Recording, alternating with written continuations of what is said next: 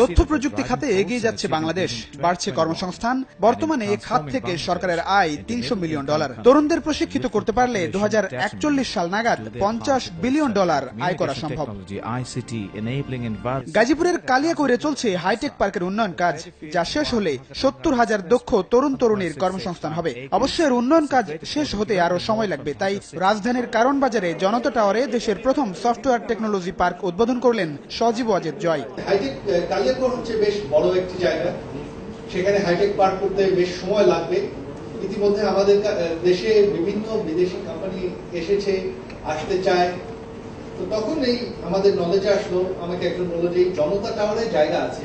আমাদের মাননীয় প্রধানমন্ত্রী আমার মাকে বলল যে না, এটা আমরা একটা হাইটেক পার্কের জন্য নেই।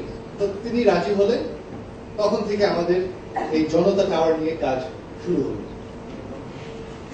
আজকে আবারও আমি খুবই আনন্দিত যে জনতা টাওয়ারের আজকে উদ্বোধন করতে পারছি।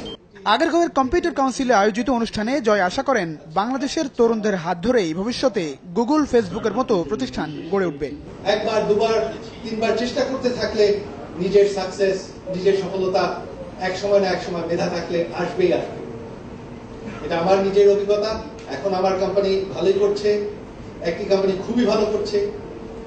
আশা করি আপনারাও, আপনাদের মধ্যে যে উদ্যোক্তারা আছেন, এই জনতা টাওয়ারে যারা প্রথম আসবেন, আপনাদেরকে আমি শুভেচ্ছা জানাই যে আশা করি আপনাদের স্টার্টআপও ভালো করবে।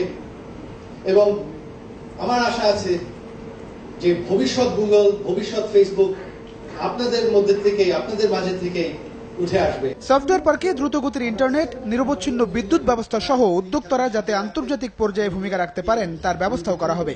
এ কারণেই কানেক্টিং স্টার্টআপস বাংলাদেশ প্রতিযোগিতার আয়োজন করেছে আইসিটি ডিভিশন ও হাইটেক পার্ক অথরিটি।